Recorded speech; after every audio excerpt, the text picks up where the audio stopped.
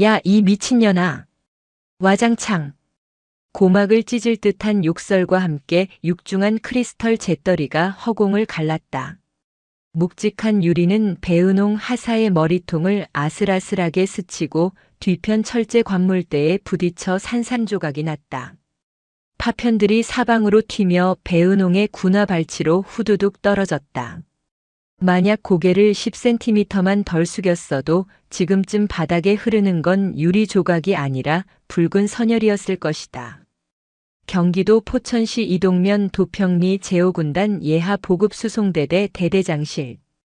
밖에는 산정호수에 칼바람이 불고 있었지만 밀폐된 대대장실 안은 숨이 턱 막힐 듯한 살기로 가득 찼다. 너 지금 제정신이야? 감히 대대장이 까라면 까는 거지. 어디서 눈을 부라리고 토를 달아? 내가 죽고 싶어서 환장했구나. 대대장 오계철 중령이 책상을 두 손으로 짚으며 몸을 일으켰다. 술에 절어 붉게 충혈된 눈동자가 금방이라도 튀어나올 듯 희번덕거렸다. 그의 입가에는 거품이 물려 있었다. 배은홍은 부동자세를 유지한 채 바닥에 흩어진 유리 파편을 내려다보았다가 천천히 고개를 들었다. 대대장님, 재떨이를 던지신 건 명백한 특수폭행이자 위협행위입니다. 뭐? 특수폭행? 위협? 오계철이 기가 차다는 듯 헛웃음을 터뜨리더니 책상 위에 놓인 결제판을 집어들어 배은홍의 가슴팍을 거칠게 내리쳤다. 퍽! 이게 폭행이야? 이게 폭행이냐고. 이건 교육이야. 정신교육. 어디 하사 나부랭이가 빠져가지고 하늘 같은 지휘관한테 법을 들먹여. 야, 너 임관할 때 뭐 배웠어? 상관 모독이 제일 큰 죄인 거 안 배웠어? 오계철은 흥분을 주체하지 못하고 배은홍의 멱살을 잡으려다 멈칫했다. 차마 여군의 몸에 직접 손을 댔다가는 골치 아파질 수 있다는 계산이 찰나의 순간 머리를 스친 것이다. 대신 그는 더 더럽고 치졸한 방법을 택했다. 그는 책상 위에 있던 먹다 남은 믹스 커피 종이컵을 집어들었다. 그리고 배은홍의 전투복 상의를 향해 내용물을 획 뿌려버렸다. 누런 커피 자국이 잘 다려진 배은홍의 전투복 가슴과 명찰 위로 흉하게 번졌다. 끈적하고 미지근한 액체가 속살로 스며들었다. 오계철은 그 꼴을 보며 비열하게 낄낄거렸다. 아이고 미안해서 어쩌나. 손이 미끄러졌네. 근데 배하사, 너 그 옷걸이 그게 뭐야? 군인이 단정치 못하게. 칠칠 맞기는. 오계철이 혀를 쯧쯧 찼다. 그따위로 하고 다니니까 내가 진급이 안 되는 거야. 여자라고 봐주는 것도 한계가 있지. 너 같은 애들 때문에 묵묵히 고생하는 다른 여군들까지 욕먹는 거라고. 알아? 배은홍은 입술을 꽉 깨물었다. 입안에서 비릿한 피맛이 느껴졌다. 눈앞에 있는 이 남자는 군인이 아니었다. 계급장이라는 탈을 쓴 시정잡배, 아니 짐승만도 못한 존재였다. 당장이라도 외치고 싶었다. 내 아버지가 누군지 아느냐고. 당신이 그토록 벌벌 기는 3군단장 배태준 중장이 내 아버지라고. 그 한마디면 오계철은 그 자리에서 오줌을 지리며 무릎을 꿇을 것이다. 하지만 배은홍은 주먹을 꽉 쥐며 참았다. 아버지의 이름 뒤에 숨는 건 비겁했다. 그리고 무엇보다 저런 쓰레기는 단순히 겁을 주는 것으로 끝나선 안 된다. 확실하게 다시는 재기 불능 상태로 짓밟아줘야 한다. 죄송합니다. 시정하겠습니다. 배은홍이 고개를 숙이자 오계철은 승리감에 도취된 표정으로 의자에 거만하게 몸을 기댔다. 그래. 말귀를 좀 알아먹네. 이번 주말에 내 친구들 올라오는 거 알지? 이동갈비 10인분 내가 가서 예약해놔. 그리고 저번처럼 고기질 나쁘면 그땐 재떨이가 아니라 내 모가지가 날아갈 줄 알아. 돈은 내가 일단 계산하고 나중에 청구해. 알았어? 개인적인 모임에 부하를 시키는 것도 모자라 회식비까지 떠넘기는 꼴이라니. 배은홍은 속에서 천불이 끓어올랐지만 차분히 대답했다. 알겠습니다. 나가봐. 아, 그리고 나갈 때 바닥에 유리 조각 싹 치우고 나가. 다치면 또 산재니 뭐니 징징거릴 거 아니야. 배은홍은 묵묵히 빗자루를 가져와 깨진 잿더리 조각을 쓸어 담았다. 오계철은 그 모습을 보며 담배를 한 대 꼬나물고는 짐짓 선심 쓰듯 한마디를 툭 던졌다. 배하사. 내가 너 미워서 그러는 거 아닌 거 알지? 다 너 잘 되라고 군 생활뼈와 살이 되라고 가르치는 거야. 내 마음 알지? 칙. 뿌연 담배 연기가 배은홍의 뒤통수를 덮쳤다. 그녀는 쓰레받기를 쥔 손에 힘을 주며 속으로 뇌까렸다. 암요 잘 알죠. 뼈와 살을 깎아서라도 당신을 반드시 죽여놓겠다는 내 마음도 곧 알게 될 겁니다. 대대장실을 나온 배은홍은 복도 끝 화장실로 뛰어들어갔다. 거울 속에 비친 자신의 몰골은 처참했다. 커피 얼룩으로 엉망이 된 전투복, 흐트러진 머리카락, 그리고 분노로 시뻘개진 눈. 그녀는 찬물을 틀어 세수를 했다. 차가운 물이 얼굴을 때리자 이성이 조금씩 돌아왔다. 주머니에서 휴대전화를 꺼냈다. 녹음 기능이 켜져 있었다. 방금 전 오계철이 내뱉은 욕설과 물건을 던지는 소리, 그리고 사적인 심부름을 시키는 육성까지. 모든 것이 선명하게 기록되어 있었다. 하나. 배은홍은 작게 은조렸다. 이것으로 증거는 하나 더 늘었다. 하지만 아직 부족했다. 오계철은 교활했다. 이 정도로는 훈계 중에 일어난 우발적 실수라고 둘러대면 기껏해야 경징계로 끝날 수도 있었다. 더 확실한 한 방이 필요했다. 그가 법적으로도 사회적으로도 완전히 매장될 수밖에 없는 결정적인 사건. 그때 화장실 칸막이 너머에서 여군 병사들의 소근거리는 목소리가 들려왔다. 야, 너 들었어? 대대장님이 이번에 배 하사님한테 또 지랄하셨다며? 어휴, 말도 마.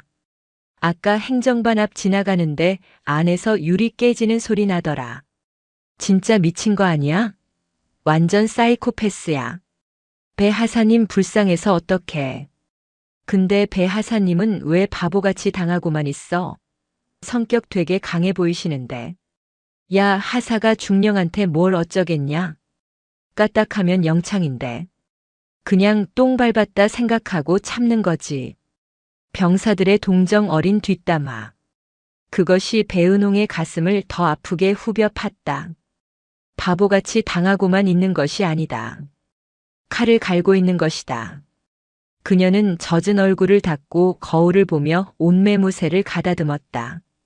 그리고 커피 자국이 묻은 가슴팍을 손으로 털어내며 서늘하게 웃었다. 오계철 중령님, 기대하십시오. 이 커피 자국 핏물로 갚아드릴 테니까. 화장실을 나서는 배은홍의 눈빛은 더 이상 피해자의 것이 아니었다. 그것은 사냥감을 노리는 맹수의 눈빛이었다. 그날 저녁 포천 이동면 시내의 유명한 이동갈비 식당 포천가든. 달착지근한 갈비 냄새가 진동하는 식당 안은 군인들의 회식으로 시끌벅적했다. 오계철은 상석에 앉아 넥타이를 풀어 헤친 채 벌개진 얼굴로 건배사를 외치고 있었다. 자, 우리 보급 수송대대의 무궁한 발전과 나의 영광스러운 진급을 위하여. 간부들이 억지 웃음을 지으며 잔을 부딪혔다. 배은홍은 구석 자리에 앉아 말없이 사이다만 홀짝이고 있었다. 그런 그녀의 모습이 오계철의 눈에 거슬렸다. 어이, 배하사. 분위기 깨지게 혼자 청승 떨고 있을 거야? 이리 와서 술 좀 따라봐. 오계철이 빈 소주잔을 탁탁 내리쳤다. 주변 간부들이 난처한 표정으로 눈치를 살폈지만 오계철은 막무가내였다. 여자가 따라야 술맛이 난다니까. 빨리 와. 순간 식당 안의 공기가 싸늘하게 식었다. 다른 테이블에서 식사하던 민간인 손님들도 힐끔거리며 쳐다볼 정도로 큰 소리였다. 배은홍이 천천히 자리에서 일어났다. 그녀의 손에는 술병 대신 물병이 들려 있었다. 이것은 선전포고였다. 오늘 밤 이 갈비 냄새 진동하는 식당이 바로 전쟁터가 될 것임을 오계철은 꿈에도 모르고 있었다. 포천시 이동면의 밤거리는 네온 사인으로 번쩍였다. 원조 이동갈비 30년 전통 같은 간판들이 즐비한 골목은 평일 저녁임에도 사람들로 북적였다. 식당 포천가든의 가장 안쪽 병풍으로 가려진 단체석에서는 불편한 침묵과 왁자지껄한 소음이 기괴하게 섞여 흐르고 있었다. 어이, 배하사. 내 말이 말 같지 않아? 잔 채우라니까. 오계철 중령의 고함에 불판 위에서 지글거리던 양념 갈비마저 숨을 죽이는 듯 했다. 주변에 앉은 작전장교 김대위와 정보과장 최소령은 애써 숯불만 바라보며 헛기침을 했다. 그들 역시 오계철의 심기를 거스르면 어떤 꼴을 당하는지 너무나 잘 알고 있었기 때문이다. 배은홍은 자리에 우두커니 서 있었다. 그녀의 손에는 소주병 대신 투명한 물병이 들려 있었다. 대대장님, 저는 군인입니다. 술 시중을 들러온 것이 아닙니다. 잔이 비셨으면 옆에 계신 김대위님께 부탁드리는 게 맞다고 봅니다. 배은홍의 목소리는 떨리지 않았다. 오히려 너무 침착해서 듣는 사람의 간담을 서늘하게 만들었다. 그 순간 오계철의 얼굴이 홍당무처럼 달아올랐다. 감히 하사 주제에 그것도 여군이 간부들 다 보는 앞에서 대대장의 명령을 거부해. 뭐? 군인? 야, 누가 너더러 술집 여자 하래?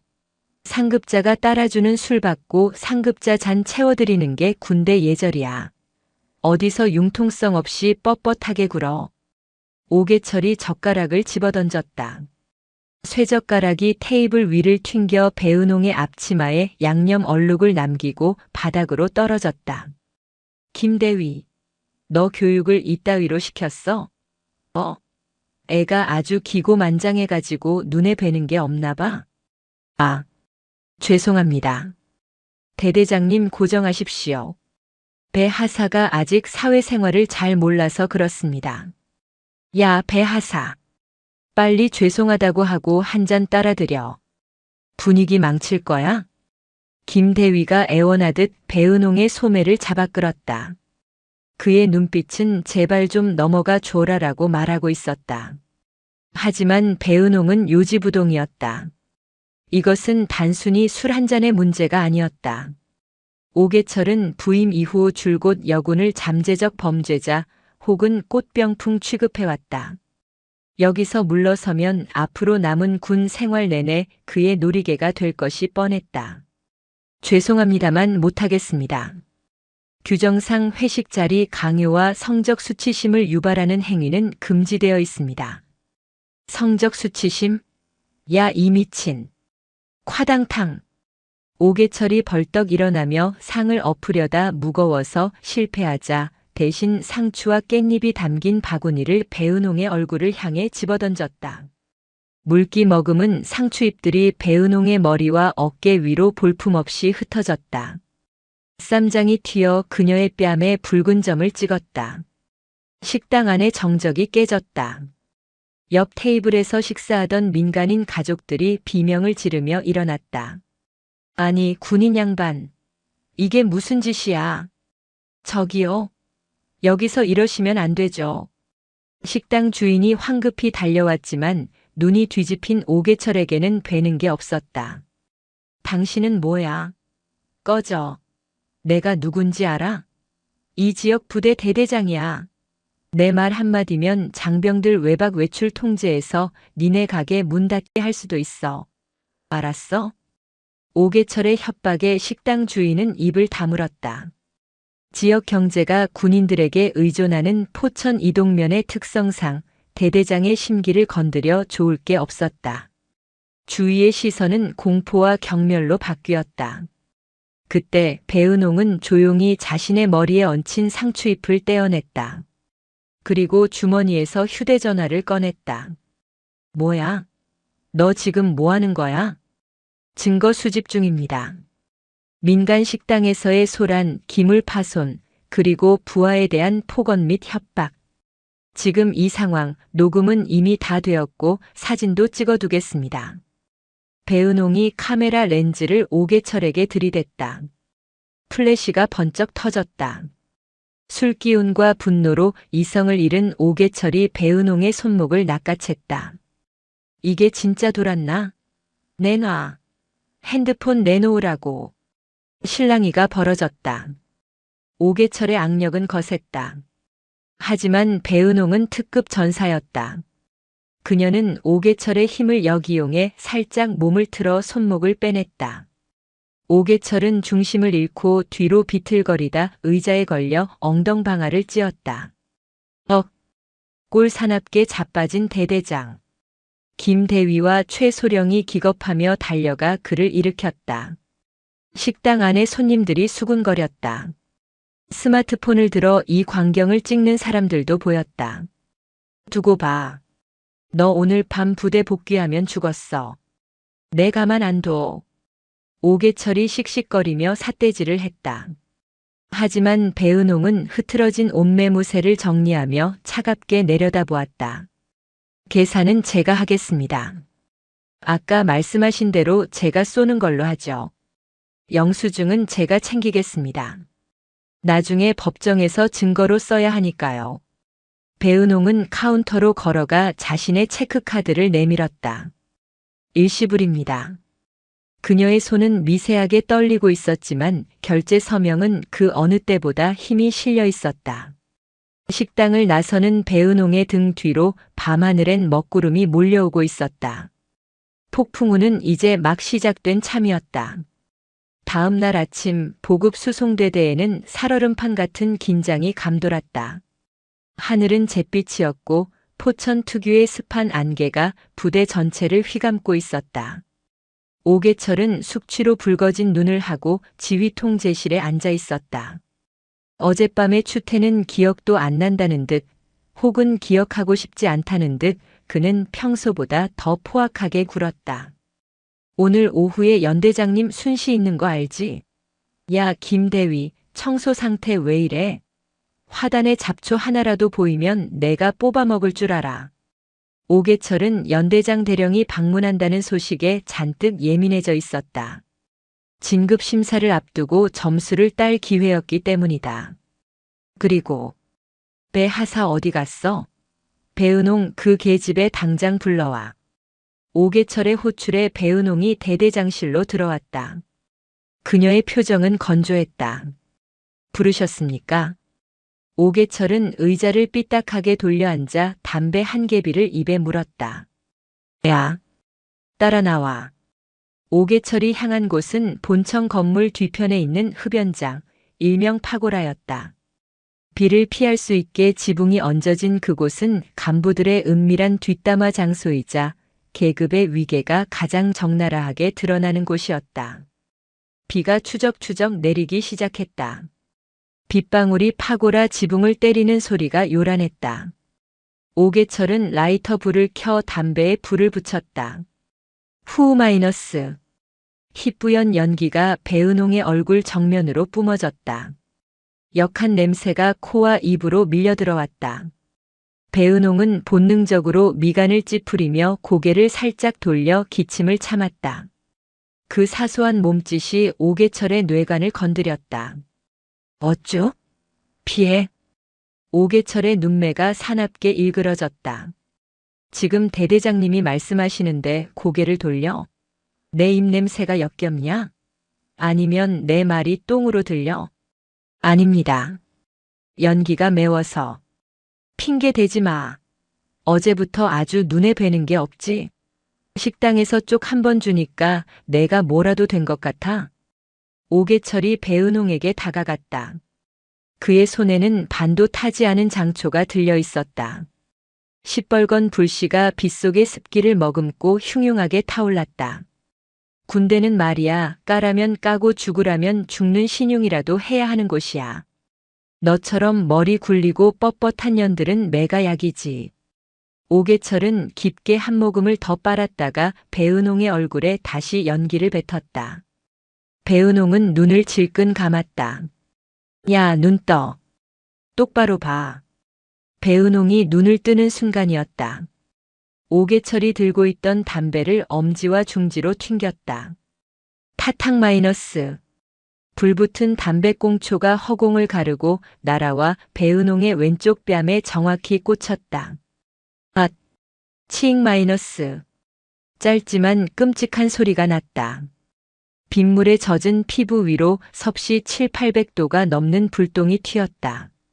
살 타는 노린내가 훅 끼쳤다. 배은홍은 외마디 비명을 지르며 뺨을 감싸쥐었다. 화끈거리는 고통이 뺨을 타고 뇌수까지 찌릿하게 전해졌다. 담배꽁초는 배은홍의 뺨을 맞고 바닥에 빗물 웅덩이로 떨어져 치지직 소리를 내며 꺼졌다. 오계철은 킬킬거렸다. 어이쿠 미안하네. 손가락에 물기가 있어서 미끄러졌어. 그러게 누가 거기 서 있으래. 담배 연기 피하려다 벌 받은 거야. 알았어? 그것은 실수가 아니었다. 명백한 조준 사격이었다. 악의로 가득 찬 폭력이었다. 배은홍의 손틈 사이로 붉은 자국이 선명하게 드러났다. 물집이 잡히기 시작했다. 눈물이 핑 돌았지만 그녀는 이를 악물고 참았다. 여기서 울면 지는 것이다. 그녀는 천천히 허리를 굽혔다. 뭐야? 인사하게. 그래, 진작 그렇게 고분고분. 오계철의 비웃음이 채 끝나기도 전에 배은홍은 바닥에 떨어진 젖은 담배꽁초를 집어들었다. 오계철의 타액이 묻어있고 끝부분이 뭉개진 그 꽁초. 그녀는 그것을 휴지에 곱게 싸서 주머니에 넣었다. 오계철의 표정이 굳었다. 너, 그거 뭐 하는 거야? 배은홍이 고개를 들었다. 화상 입은 뺨이 욱신거렸지만 그녀의 눈빛은 그 어느 때보다 형형하게 빛나고 있었다. 증거물 확보입니다. 방금 대대장님께서는 특수상해죄를 저지르셨습니다. 이 담배꽁초 국과수의 DNA 의뢰하면 대대장님 타액이 나오겠죠. 제 뺨의 화상 자국과 일치할 거고요. 에이, 이 미친년이 진짜. 오계철이 손을 들어 올리려는 찰나 멀리서 사이렌 소리 같은 것이 들려왔다. 위병소 쪽이 소란스러웠다. 대대장님, 연대장님 차량 도착하신다고 합니다. 지금 오십니다. 행정병이 다급하게 달려와 소리쳤다. 오계철은 씩씩거리며 손을 내렸다. 너 이따 보자. 연대장님 가시면 넌 오늘 영창 갈 준비해. 오계철은 황급히 옷매무새를 다듬으며 본청 쪽으로 뛰어갔다. 홀로 남겨진 흡연장. 빗줄기는 점점 굵어지고 있었다. 배은홍은 떨리는 손으로 주머니 속에 휴대전화를 꺼냈다.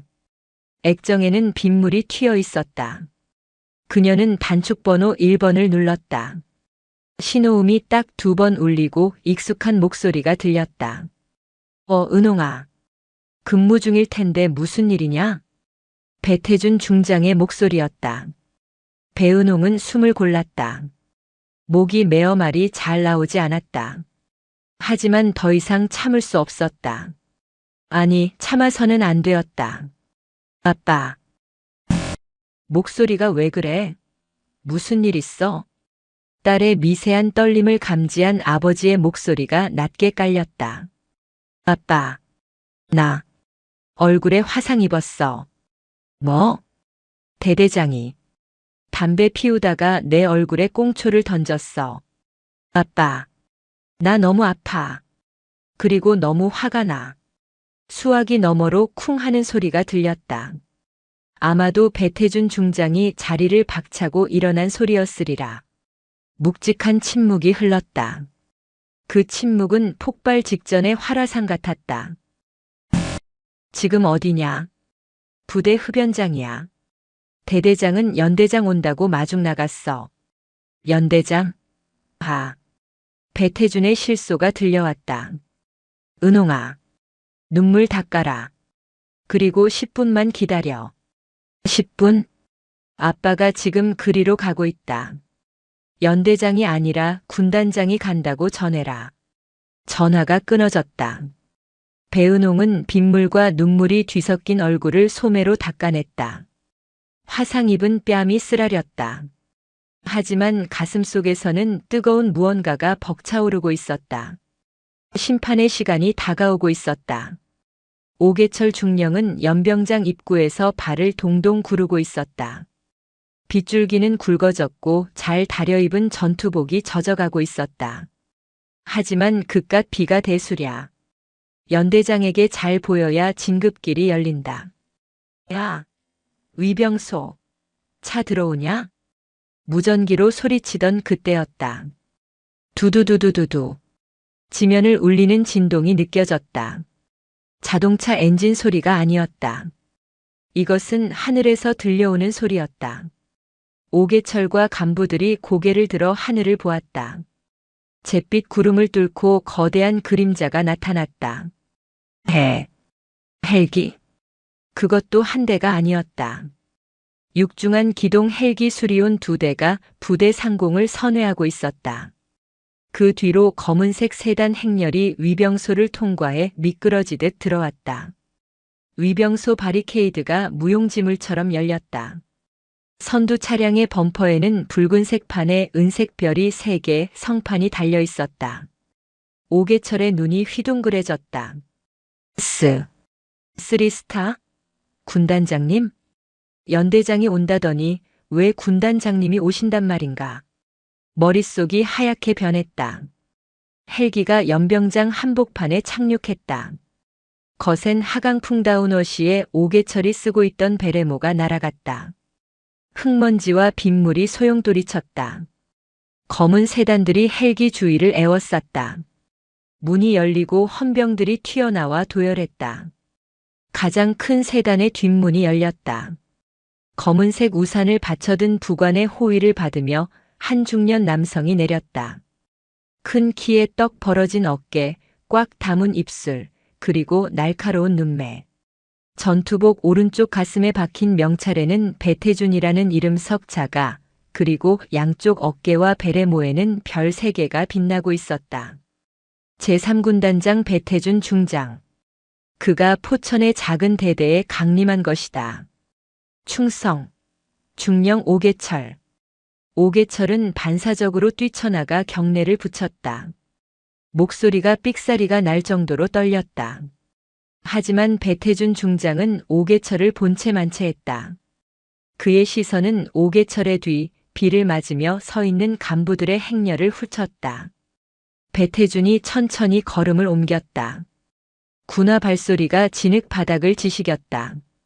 오계철은 어쩔 줄 몰라 하며 배태준의 뒤를 졸졸 따랐다. 구 군단장님. 방문해 주셔서 영광입니다. 미리 연락을 주셨으면 의전 준비를 했을 텐데. 의전? 배태준이 걸음을 멈췄다. 그가 천천히 고개를 돌려 오계철을 내려다보았다. 그 눈빛에는 서리빨 같은 살기가 서려 있었다. 오계철은 숨이 턱 막혔다. 자네, 내 딸 의전은 아주 훌륭하게 했더군. 네, 딸이라니요? 무슨 말씀이신지.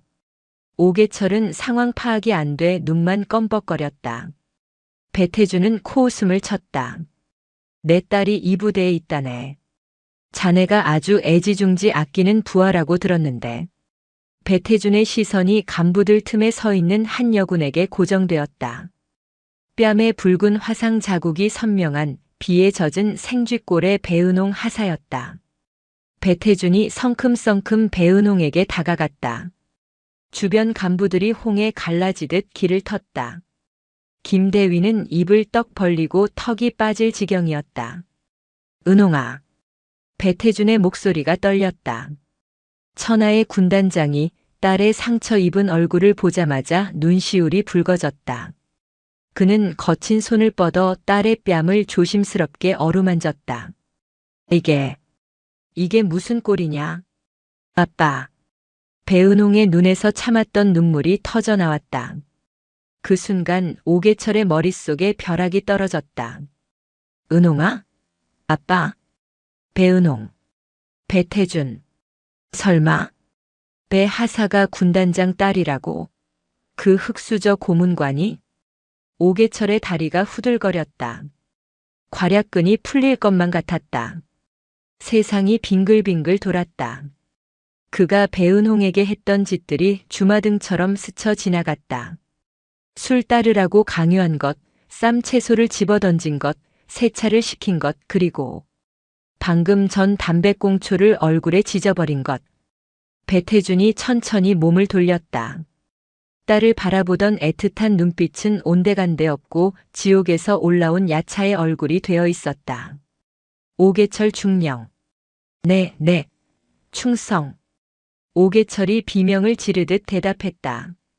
자네 눈에는 내 딸의 얼굴이 잿더리로 보였나 보군. 군단장님, 그게 아닙니다. 오해십니다. 저는 교육 차원에서. 짜짝. 배태준의 손바닥이 오계철의 뺨을 후려 갈겼다. 오계철의 고개가 획 돌아가며 입안에서 피가 튀었다. 별 3개의 손찌검. 이것은 폭행이 아니라 즉결 심판이었다. 교육? 남의 귀한 딸 얼굴에 불을 지지는 게 너희 집구석 교육 방식이냐? 배태준이 으르렁거렸다. 헌병대장. 네.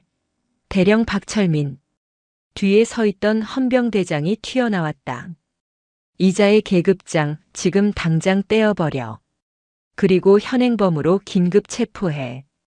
혐의는 특수상해, 직권남용, 군인 모독죄다. 털면 횡령도 나오겠지. 하나도 빠짐없이 털어. 예, 알겠습니다. 헌병들이 오계철에게 달려들었다. 오계철은 바닥에 질질 끌려가며 울부짖었다. 군단장님, 한 번만 봐주십시오. 살려주십시오. 배하사. 아니 배은홍 양. 내가 잘못했어.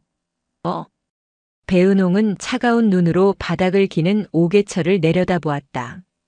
그녀는 주머니에서 꼬깃꼬깃한 휴지를 꺼냈다. 그 안에 든 담배꽁초를 오계철의 눈앞에 보여주었다. 이거 잘 보관해 두세요. 법정에서 만날 때 꼭 필요할 테니까요. 합의는 없습니다. 기대하세요. 오계철의 절망적인 비명이 빗소리에 묻혔다. 포천의 하늘에 들이쳤던 먹구름이 걷히고 서서히 햇살이 비치기 시작했다. 배은홍의 진짜 군 생활은 이제부터가 시작이었다. 오계철 중령이 개처럼 끌려가고 배태준 중장의 헬기가 굉음과 함께 하늘로 사라진 뒤 보급 수송대대는 마치 폭격을 맞은 듯한 침묵에 잠겼다. 하지만 그 침묵은 평화가 아니었다. 썩은 살을 도려내는 수술실의 긴장감이었다. 오후 4시 헌병대 수사관들이 대대장실로 들이닥쳤다. 지금부터 이 방의 모든 물건은 증거물로 압수합니다. 종이 한 장, 볼펜 한 자루도 밖으로 나갈 수 없습니다. 수사관들은 파란색 라텍스 장갑을 끼고 오계철의 책상을 털기 시작했다. 서랍 깊숙한 곳에 숨겨져 있던 이중장부, 법인 카드 영수증 뭉치, 그리고 금고 안에 있던 현금 다발이 쏟아져 나왔다. 그 시각 배은홍은 의무대에서 화상 치료를 받고 있었다. 군의관은 혀를 찼다. 세상에. 사람 얼굴에 담배를 지져요? 이건 화상도 화상이지만 흉터가 남을 수도 있겠는데요. 일단 진단서 전치 4주 끊겠습니다. 부탁드립니다. 최대한 자세하게 고의적인 열 손상이라는 점을 명시해 주세요. 배은홍은 거울 속 자신의 얼굴을 보았다. 왼쪽 뺨에 동전만한 크기로 붉게 부어오른 자국. 그것은 수치심의 흔적이 아니라 승리의 훈장이었다. 치료를 마치고 나온 배은홍 앞을 누군가 가로막았다. 작전장교 김대위였다. 그는 사색이 된 얼굴로 손을 비비고 있었다. 배하사. 아니, 배은홍 양. 몸은 좀 괜찮아? 불과 어제까지만 해도 오계철 옆에서 딸랑거리며 배은홍에게 술을 따르라고 강요했던 그였다. 배은홍은 차가운 눈으로 그를 응시했다. 김대위님, 저는 아직 군인입니다. 호칭 똑바로 해주십시오. 아, 그래. 배하사. 그게 내가 어제 회식 자리에서 말린 거 기억하지? 나는 진짜 그러고 싶지 않았는데 대대장님이 시키니까 어쩔 수 없이 말리셨다고요? 배은홍이 실소를 터뜨렸다. 제 기억에는 빨리 죄송하다고 하고 술 따라 드려라고 하셨던 것 같은데요. 그게 말린 겁니까? 아니, 그건 상황을 무마하려고. 비키십시오. 수사관님들께 제출할 진술서 쓰러 가야 합니다. 그리고 김 대위님도 준비하셔야 할 겁니다. 방조제도 죄니까요. 배은홍은 김 대위를 지나쳐 행정반으로 향했다. 김 대위는 다리에 힘이 풀린 듯 자리에 주저앉았다. 오계철이라는 동아줄이 썩은 동아줄임을 깨달았을 때는 이미 늦은 뒤였다. 헌병대 취조실. 오계철은 포승줄에 묶인 채 책상을 내리치고 있었다. 야, 내가 누군지 알아? 나 육사 출신이야. 너희 수사과장 내 후배라고. 당장 전화 연결해. 앉으십시오. 오계철 씨. 당신은 지금 현행범으로 체포된 피의자 신분입니다. 담당 수사관은 눈 하나 깜짝하지 않았다. 그는 투명한 비닐 지퍼백을 책상 위에 올려놓았다. 그 안에는 배은홍이 주워 담았던 끝이 뭉개진 담배꽁초가 들어있었다. 국과수 감정 결과 나올 때까지 기다릴 필요도 없겠네요. 목격자가 수십 명입니다. 특수상해 혐의 인정하십니까? 아니라고. 실수였다고. 손이 미끄러져서 튀긴 걸 가지고 무슨 상해야? 그리고 그 계집애가 앙심 품고 연기한 거라고. 오계철은 끝까지 발뺌했다. 그는 믿는 구석이 있었다. 자신의 아내가 강남에 꽤 잘나가는 로펌 사무장 출신이었고 처남이 국회의원 보좌관이었다. 이깟 군사재판 밖에서 힘 좀 쓰면 집행유예로 뺄 수 있을 거라 착각하고 있었다. 하지만 그는 몰랐다. 자신이 건드린 상대가 누구인지, 그리고 배은홍이 얼마나 치밀하게 이 순간을 준비해왔는지. 수사관이 노트북 화면을 돌려주었다. 화면에는 어젯밤 식당에서의 난동 영상이 재생되고 있었다. 배은홍이 몰래 찍었던 영상, 그리고 식당 CCTV 화면까지 확보되어 있었다. 이것도 실수입니까? 민간인 식당에서 부하에게 쌈 채소 집어던지고 여군에게 술 따르라 강요하고. 이건 군 형법뿐만 아니라 성폭력 범죄 처벌 특례법 위반입니다. 오계철의 동공이 지진 난 듯 흔들렸다. 영상이 끝날 무렵 화면 속 오계철이 소리치는 장면이 클로즈업 되었다. 내가 누군지 알아? 나 오계철이야. 수사관이 노트북을 덮으며 싸늘하게 말했다. 네, 잘 알겠습니다. 오계철 씨, 당신이 파면당하고 감옥에 갈 사람이라는 거. 구속 수사가 결정되고 오계철은 국군 교도소 미결수용실에 수감되었다. 하지만 그는 포기하지 않았다. 오히려 도끼가 바짝 올랐다. 면회실. 오계철은 유리병 너머의 변호사를 보며 눈을 번뜩였다. 군 검찰 출신으로 수임료가 비싸기로 유명한 전관 변호사 박 변호사였다. 변호사님, 이거 어떻게든 뒤집어야 합니다. 그년 배은홍 그년이 평소에 근무 태만이었다고 몰아가세요. 제가 훈계하다가 우발적으로 벌어진 일이라고 해야 합니다.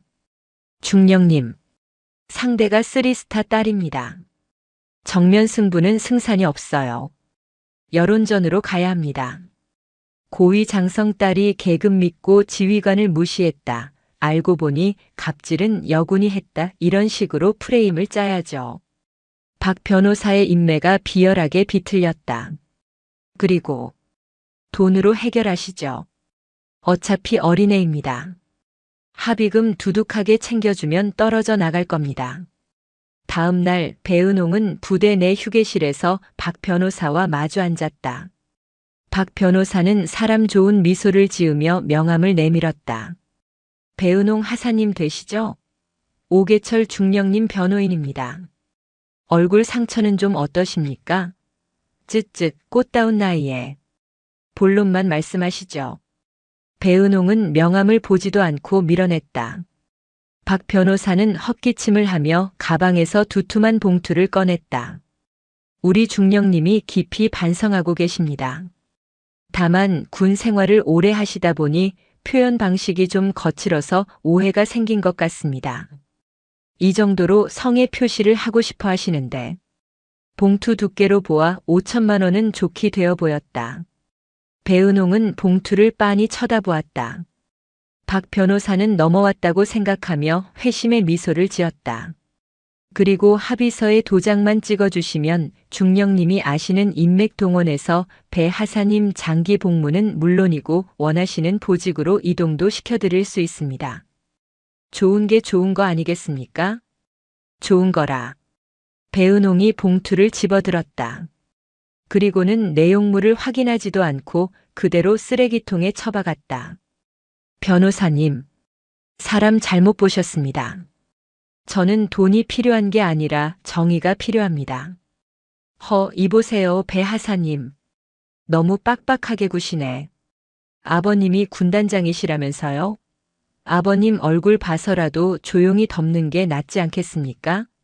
이거 시끄러워지면 아버님 진급에도 영향 갈 텐데. 박 변호사가 은근슬쩍 협박조로 나왔다.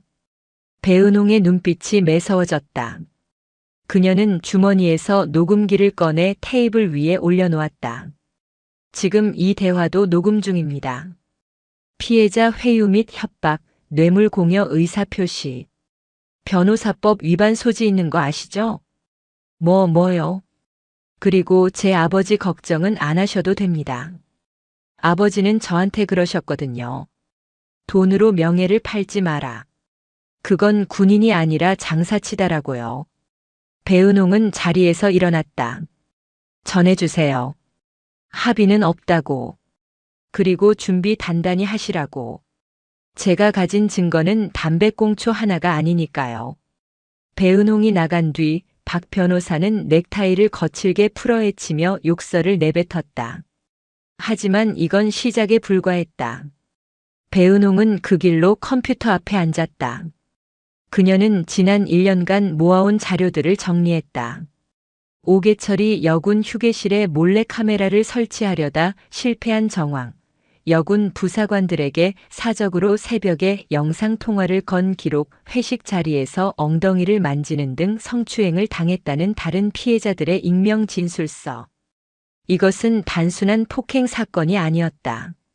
거대한 성비위 카르텔을 깨부수는 전쟁이었다. 배은홍은 결심했다.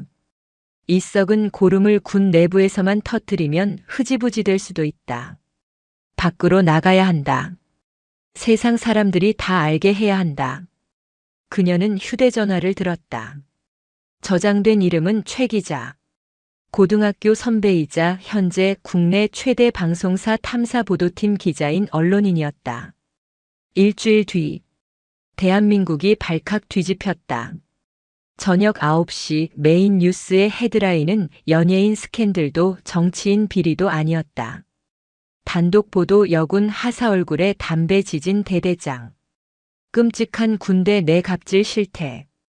텔레비전 화면에는 모자이크 처리되었지만 누가 봐도 선명한 화상 자국이 있는 배은홍의 얼굴 사진이 대문짝만하게 떴다. 앵커의 목소리는 분노로 떨리고 있었다. 시청자 여러분, 믿기지 않는 소식입니다. 경기도 전방부대의 한 대대장이 부하 여군에게 담배꽁초를 던져 화상을 입히고 상습적으로 폭언과 성희롱을 일삼았다는 사실이 드러났습니다. 이어서 배은홍의 인터뷰가 나왔다. 그녀는 군복을 입고 당당하게 카메라 앞에 섰다. 음성 변조도 얼굴 모자이크도 거부한 상태였다. 저는 대한민국 육군 하사 배은홍입니다. 제가 이 자리에 선 이유는 저와 같은 피해자가 다시는 나오지 않기를 바라기 때문입니다. 그들은 계급을 무기로 인격을 살해했습니다. 그리고 결정적인 증거 식당에서의 난동 영상과 오계철의 육성이 담긴 녹취 파일이 전국에 송출되었다. 여자가 따라야 술맛이 나지. 으하. 어디서 담배 연기를 피해? 감히? 뉴스를 보던 국민들은 경악했다. 인터넷 커뮤니티와 댓글창은 폭발했다. 저게 군인이냐? 양아치지. 사람 얼굴에 담배를? 살인 미수 아니냐? 당장 신상 공개하고 파면해라. 배은홍 하사님 응원합니다. 용기 있는 행동 존경합니다. 청와대 국민청원 게시판에는 오계철 중령 강력 처벌 및 군 내 갑질 전수 조사를 촉구합니다라는 청원이 올라온 지 3시간 만에 20만 명의 동의를 얻었다. 국군 교도소 독방. 오계철은 텔레비전을 멍하니 바라보고 있었다. 화면 속 자신의 모습이 악마처럼 묘사되고 있었다. 그의 손발이 덜덜 떨렸다. 끝났다. 이제는 인맥이고 나발이고 통할 리가 없었다. 전 국민이 지켜보는 사건이 되어버렸다. 대통령까지 이 사건에 대해 철저히 수사하고 일벌백계하라는 지시를 내렸다는 속보가 자막으로 흘러갔다. 다음 날 국방부 장관이 직접 긴급 브리핑을 열었다. 국민 여러분께 심려를 끼쳐 죄송합니다. 이번 사건을 계기로 군내 악습을 뿌리 뽑겠습니다. 해당 가해자는 군법에 따라 최고 수위의 처벌을 받게 될 것이며 피해자인 배은홍 하사의 명예회복과 치료를 위해 모든 지원을 아끼지 않겠습니다. 하지만 배은홍의 복수는 여기서 멈추지 않았다. 그녀는 법원을 향하고 있었다. 형사처벌과는 별개로 오계철을 상대로 한 민사소송을 제기하기 위해서였다. 소송 가액은 5억 원. 오계철이 평생 모은 재산과 군인연금 그리고 퇴직금까지 모조리 압류하여 껍데기만 남기겠다는 선전포고였다. 법원 앞에는 수많은 취재진이 몰려 있었다. 플래시 세례 속에서 배은홍은 마이크를 잡았다. 가해자는 죗값을 치러야 합니다. 감옥에 가는 것만으로는 부족합니다.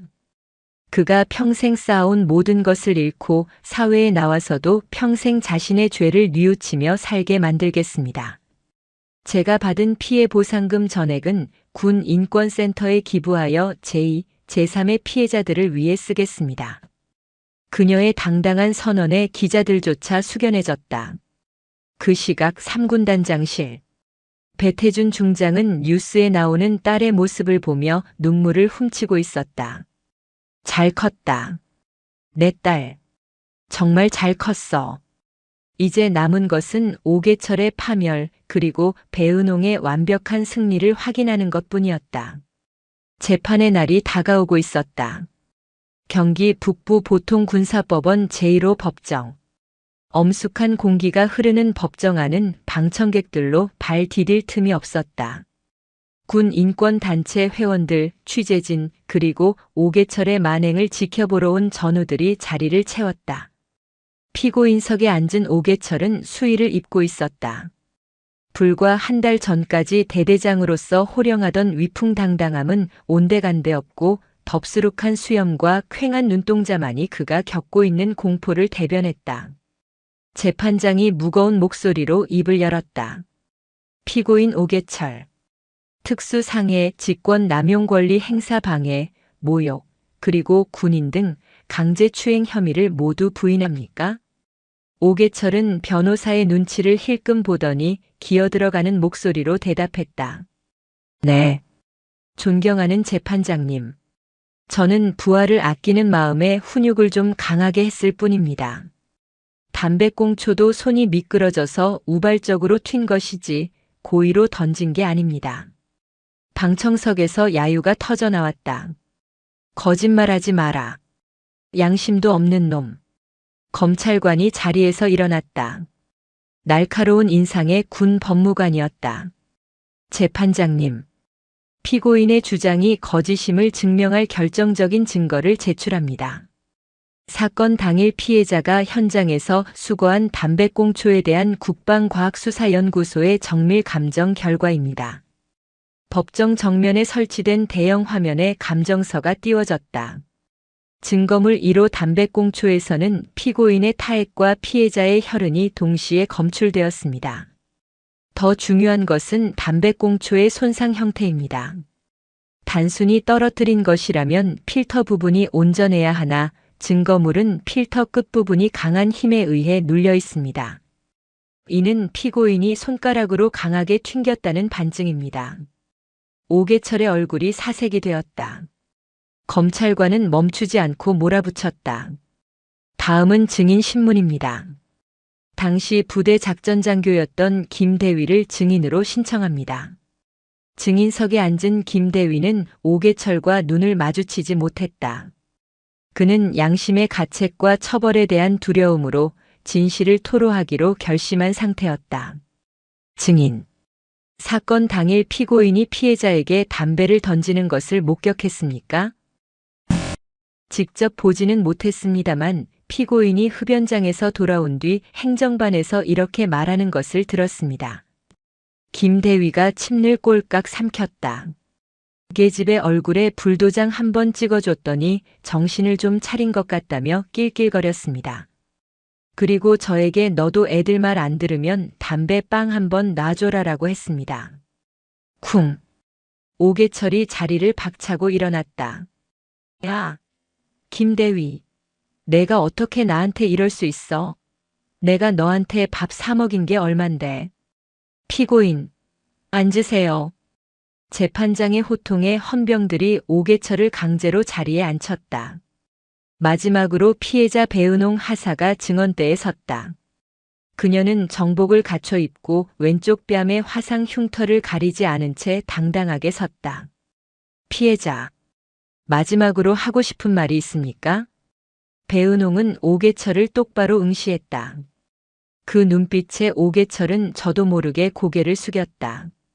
피고인은 저에게 육체적인 상처뿐만 아니라 군인으로서의 자긍심마저 짓밟았습니다. 그는 계급장을 흉기로 사용하여 부하들의 인격을 살해했습니다. 저는 제 뺨의 상처가 아물더라도 그가 남긴 모욕감은 평생 잊지 못할 것입니다. 부디 이 법정이 정의가 살아있음을 보여주십시오. 대한민국 국군이 저런 괴물에게 지휘봉을 쥐어주지 않는다는 것을 증명해 주십시오. 울림 있는 최후 진술에 법정안은 숙연해졌다. 눈물을 훔치는 방청객도 있었다. 잠시 후 재판장이 판결문을 낭독했다. 주문. 피고인 오계철을 징역 5년에 처한다. 피고인은 지휘관으로서의 의무를 저버리고 부하를 상습적으로 학대하였으며 반성의 기미가 전혀 보이지 않는다. 이에 엄중한 처벌이 불가피하다. 탕, 탕, 탕. 판결이 내려지는 순간 오계철은 다리에 힘이 풀려 바닥으로 주저앉았다. 징역 5년. 군인으로서의 인생은 완전히 끝난 것이다. 안 돼. 내 연금. 내 계급장. 그가 울부짖으며 헌병들에게 끌려나가는 뒷모습을 배은홍은 차가운 표정으로 끝까지 지켜보았다. 하지만 이것은 형사처벌일 뿐이었다. 진짜 지옥은 이제부터였다. 오계철은 불명예 전역 처리되었다. 군인연금법에 따라 금고 이상의 형을 선고받았기에 연금은 박탈되었고 퇴직금마저 반토막이 났다. 하지만 배은홍의 복수는 여기서 멈추지 않았다. 그녀는 오계철을 상대로 불법 행위에 의한 손해배상 청구 소송을 제기했다. 청구 금액은 치료비, 위자료, 정신적 피해 보상금을 합쳐 총 5억 원. 서울의 한 아파트. 오계철이 구속된 사이 그의 아내는 집을 내놓고 이혼 소송을 준비하고 있었다. 그때 법원 집행관들이 들이닥쳤다. 오계철 씨 댁 맞습니까? 법원 가압류 집행 나왔습니다. 집행관들은 거침없이 집 안으로 들어와 가재도구마다 빨간 딱지를 붙이기 시작했다. 텔레비전, 냉장고, 고급 소파, 그리고 오계철이 아끼던 골프채 세트까지. 아니, 이게 무슨 짓이에요? 남편이 감옥 갔지 내가 간 게 아니잖아요. 오계철의 아내가 항의했지만 소용없었다. 부인, 이 집 명의가 오계철 씨 앞으로 되어 있네요. 그리고 피해자 배은홍 씨 측에서 오계철 씨의 모든 재산에 대해 가압류 신청을 승인받았습니다. 통장, 부동산, 차량 전부 동결입니다. 아내는 망연자실했다. 그녀는 그 자리에서 짐을 싸서 친정으로 도망치듯 떠나버렸다.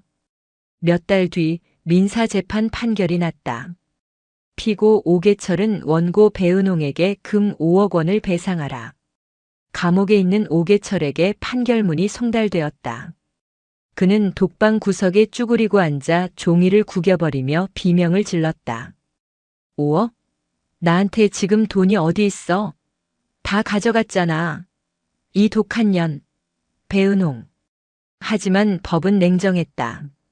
오계철이 가진 서울의 아파트는 경매로 넘어갔고 헐값에 낙찰되어 배상금으로 충당되었다. 그가 숨겨두었던 비상금 통장까지 모조리 압류당했다. 그걸로도 모자랐다.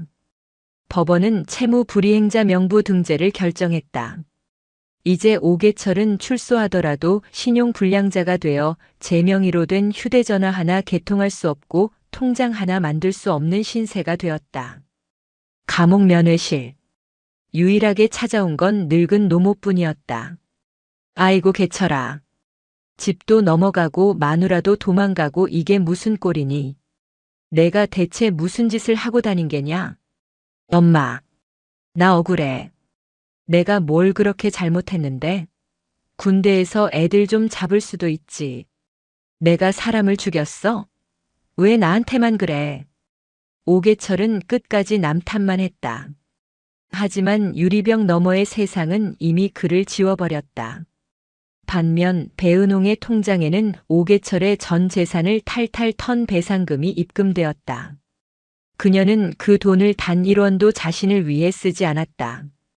그녀는 은행 창구에 앉아 직원에게 말했다. 이 돈 전부 순직 군인 유가족 지원 재단과 군 인권센터에 기부하겠습니다. 기부자 명의는 대한민국 육군 하사 배은홍으로 해주세요. 창구 직원이 놀란 눈으로 배은홍을 쳐다보았다. 배은홍은 옅은 미소를 지었다. 더러운 돈은 좋은 곳에 쓰여야 깨끗해지니까요. 오계철은 모든 것을 잃었다. 명예, 돈, 가족, 그리고 미래까지. 완벽한 몰락이었다. 1년 뒤, 서울 용산구 국방부 청사 대강당. 화려한 조명이 단상을 비추고 있었다. 오늘은 국군의 날 기념 유공자 표창 수여식이 있는 날이었다. 사회자의 목소리가 강당에 울려 퍼졌다. 다음은 국방부 장관 표창입니다. 육군 제3군단 보급수송대대 배은홍 중사. 단상 아래에서 우레와 같은 박수가 쏟아졌다. 배은홍은 씩씩하게 걸어나갔다. 1년 사이 그녀는 하사에서 중사로 진급했다. 특진이었다. 그녀의 정복 가슴에는 훈장과 약장이 빛나고 있었다. 하지만 무엇보다 빛나는 것은 그녀의 얼굴이었다. 꾸준한 치료 덕분에 뺨의 화상 흉터는 거의 희미해졌고 오히려 그 자리는 그녀가 불의에 맞서 싸운 영광의 상징처럼 보였다. 국방부 장관이 직접 표창장을 수여하고 그녀의 어깨를 두드려 주었다. 배 중사. 자네 같은 군인이 있어서 대한민국 국군의 미래가 밝네. 고맙네. 감사합니다. 충성. 경례를 붙이는 배은홍의 손끝은 절도 있고 힘찼다. 기념 촬영이 이어졌다. 수많은 카메라 플래시가 터지는 가운데 배은홍은 객석 맨 앞줄을 바라보았다. 그곳에는 3스타 배태준 중장이 앉아 있었다. 언제나 엄격하고 무뚝뚝했던 아버지가 오늘만큼은 어린아이처럼 환하게 웃으며 손수건으로 눈가를 훔치고 있었다. 그는 입모양으로 딸에게 말했다. 장하다 내 딸. 식이 끝나고 부녀는 국방부 근처의 조용한 한정식 집으로 향했다. 배태준 중장은 직접 딸의 잔에 술을 따라 주었다. 받아라. 이건 군단장이 주는 술이 아니라 아빠가 주는 술이다. 배은홍은 두 손으로 공손히 잔을 받았다. 고생 많았다, 은홍아. 그동안 아빠가 나서고 싶은 걸 얼마나 참았는지 아느냐. 내가 스스로 해결하겠다고 했을 때 사실 걱정 많이 했다. 그런데 오늘 보니까 내가 알던 어린 은홍이가 아니더구나. 넌 이미 나보다 더 훌륭한 군인이다. 아버지의 인정. 그 어떤 훈장보다 값진 말이었다. 배은홍은 목이 메어 술을 단숨에 들이켰다. 아빠 덕분이에요. 아빠가 항상 말씀하셨잖아요. 계급장이 아니라 군인 정신으로 싸우라고. 저 부끄럽지 않은 딸 맞죠? 그럼. 부끄럽기는커녕 가문의 영광이다. 이제 오계철 그놈도 죗값 톡톡히 치르고 있으니 넌 앞만 보고 가거라. 두 사람은 잔을 부딪혔다. 맑은 술잔 소리가 청아하게 울렸다. 창밖으로 서울의 야경이 아름답게 펼쳐져 있었다. 시간이 흘러 5년 뒤 출소한 오계철은 서울역 근처 쪽방촌을 전전하고 있었다. 전과자의 신용불량자인 그를 받아주는 회사는 없었다. 그는 일용직 노동 현장을 전전하며 하루 벌어 하루 먹고 살았다. 비가 내리는 어느 날 그는 편의점 텔레비전 뉴스를 보게 되었다. 화면에는 해외 파병 부대의 환송식 장면이 나오고 있었다. 그리고 부대원들을 지휘하는 늠름한 여군 장교의 모습이 클로즈업 되었다. 간부 사관으로 지원하여 장교로 임관한 배은홍 대위였다. 그녀는 더 높이 날아오르고 있었다. 오계철은 컵라면을 먹던 젓가락을 떨구었다. 자신의 인생을 망친 여자라고 원망했지만 사실 자신의 인생을 망친 건 거울 속에 비친 늙고 초라한 자신뿐이었다. 그는 고개를 숙이고 쓴 소주를 들이켰다. 후회는 언제나 늦은 법이었다. 화면 속의 배은홍은 활짝 웃으며 병사들과 함께 파이팅을 외치고 있었다. 그녀의 미소는 그 어느 때보다 찬란하고 강인해 보였다. 정의는 반드시 승리한다. 그 단순하고도 명쾌한 진리가 증명된 순간이었다. 출소 후 3년이 지났다. 서울시 영등포구 영등포역 뒷골목. 매캐한 냄새와 습기가 가득한 쪽방촌에 한 남자가 웅크리고 있었다. 오계철이었다. 그의 모습은 더 이상 우리가 알던 위풍당당한 중령이 아니었다. 빠진 머리, 누런 이 알코올 중독으로 붉게 뜬 얼굴. 그는 편의점에서 산 깡소주를 들이켜며 무료 급식 소주를 서고 있었다. 어이, 거기 아저씨. 줄 똑바로 안 서? 노숙자 무리의 우두머리 격인 사내가 오계철의 어깨를 밀쳤다. 예전 같았으면 감히 대대장 몸에 손을 대? 라고 호통쳤겠지만 지금 그는 아무 힘도 없는 늙은이에 불과했다. 아, 알았어. 밀지 마. 오계철은 비굴하게 고개를 숙였다. 배고픔 앞에서는 자존심이고 뭐고 없었다. 그는 얼마 전 경기도 안산의 한 아파트 경비원 자리에 지원했었다. 군 간부 출신이니 경비원 정도는 쉽게 될 줄 알았다. 하지만 면접관은 그의 이력서를 보더니 표정을 구겼다. 성범죄 및 특수상해 전과. 아니 아저씨. 이런 기록을 달고 아파트 경비원을 하겠다고요? 주민들이 알면 난리 납니다. 당장 나가세요. 문전박대를 당하고 쫓겨나면서 그는 깨달았다. 대한민국 사회에서 그는 빨간 줄이 그어진 범죄자, 그 이상도 이하도 아니라는 것을. 무료 급식으로 받은 식은 밥을 허겁지겁 먹고 난 오계철은 영등포역 광장 텔레비전 앞에 섰다. 멍하니 뉴스를 보던 그의 눈이 커졌다. 화면에는 군 장병들의 처우 개선에 대한 뉴스가 나오고 있었다. 그리고 인터뷰 화면에 익숙한 얼굴이 등장했다. 국방부 인권자문위원 육군 소령 배은홍. 이제 우리 군은 계급이 아닌 인격으로 소통해야 합니다. 저는 현장에서 병사들과 함께 뛰며 그 변화를 만들어 가겠습니다. 화면 속 배은홍은 어느새 소령으로 진급해 있었다. 그녀의 얼굴은 귀티가 흘렀고 눈빛은 자신감이 넘쳤다. 그녀가 입고 있는 정복은 티끌 하나 없이 깨끗했다. 오계철은 자신의 꼬질꼬질한 점퍼를 내려다보았다. 밥풀이 묻은 소매, 냄새나는 바지. 극명한 대비였다. 전현이. 나 때문에 떴어. 내가 키워준 거야. 오계철이 술에 취해 중얼거렸다. 지나가던 행인들이 그를 미친 사람 보듯 피해서 지나갔다. 내가 대대장이었어. 내가 육사 출신이라고. 내가 제상관이었다고. 그가 아무리 소리쳐도 들어주는 사람은 아무도 없었다. 역전의 차가운 바람만이 그의 휑한 머리칼을 스치고 지나갔다. 그는 바닥에 주저앉아 엉엉 울었다. 후회의 눈물이 아닌 자신의 처지에 대한 신세 한탄일 뿐이었다. 그때 경찰관 2명이 다가왔다. 아저씨, 여기서 고성방가하시면 안 됩니다. 신분증 좀 봅시다. 나 오계철 중령이야. 너희 서장 오라 그래. 아, 또 술 드셨네. 일어나세요. 파출소 가서 이야기합시다. 오계철은 경찰관들에게 양팔을 붙들려 질질 끌려갔다. 10년 전 부하들에게 호령하던 그는 이제 공권력에 의해 쓰레기처럼 치워지는 신세가 되었다. 바닥이라고 생각했던 그의 인생은 아직 더 내려갈 지하실이 남아 있었다. 강원도 인제군. 대한민국에서 가장 춥고 험난하다는 육군 과학화 전투훈련단. 매서운 눈보라가 몰아치는 훈련장 한복판. 배은홍 소령은 중대원들을 이끌고 고지를 점령하고 있었다. 영하 20도의 혹한. 병사들의 눈썹에는 서리가 맺혀 있었다. 중대장님, 3소대장입니다. 큰일 났습니다. 무전기 너머로 다급한 목소리가 들려왔다. 무슨 일이야?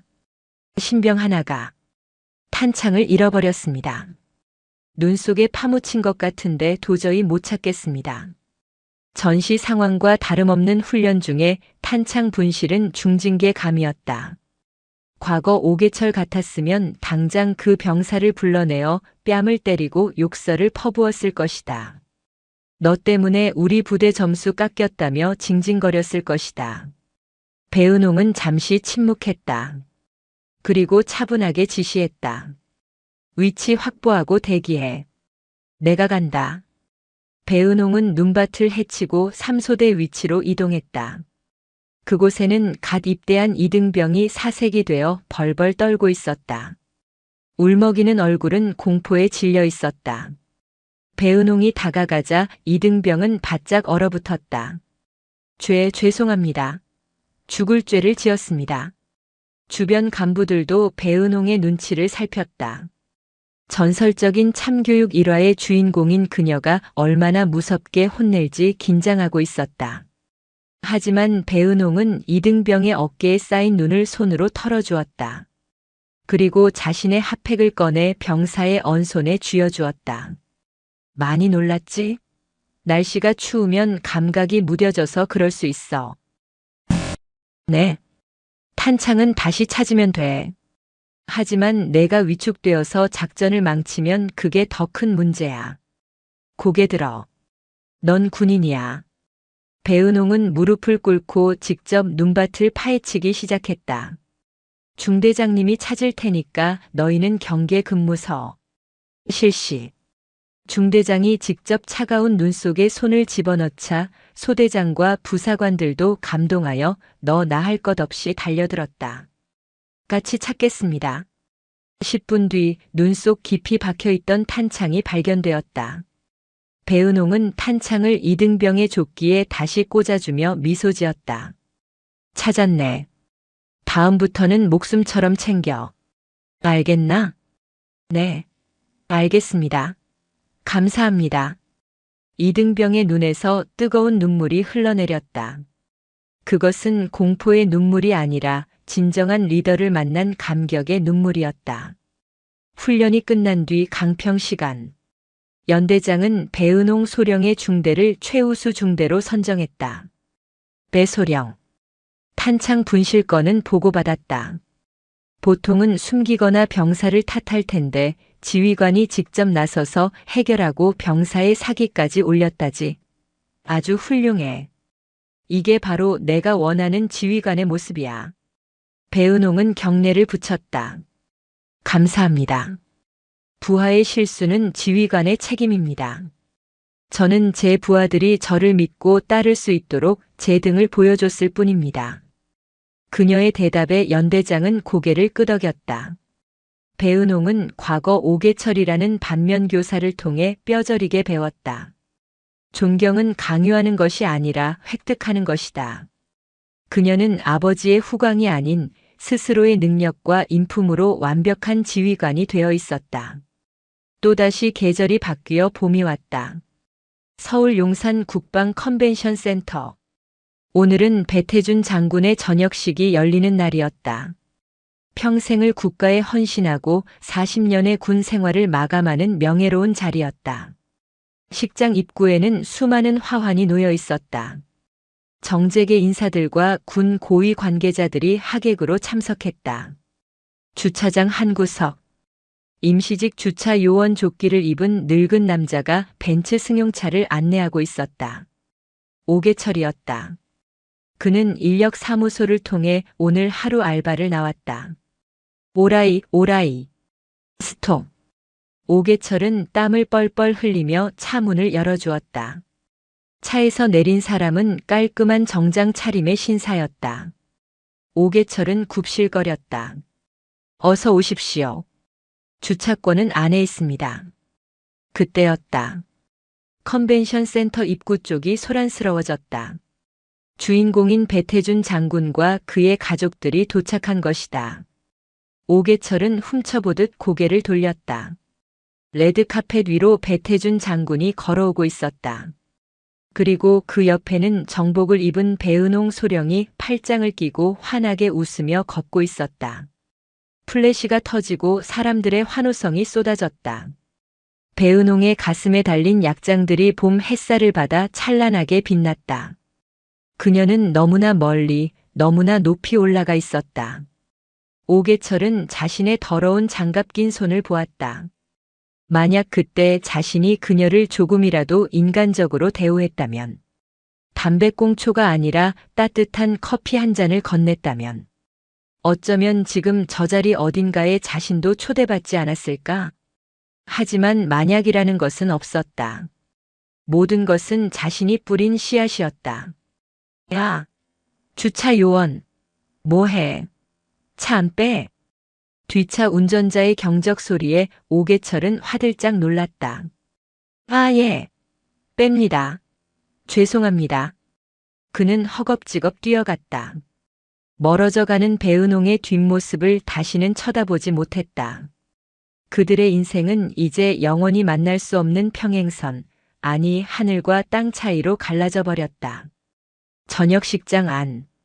배태준 장군은 단상에 올라 마지막 저녁사를 낭독했다. 나의 군 생활은 끝났지만 후회는 없습니다. 나보다 더 훌륭한 후배들이 그리고 나의 자랑스러운 딸이 이 나라를 지키고 있기 때문입니다. 배태준의 시선이 맨 앞줄에 배은홍에게 닿았다.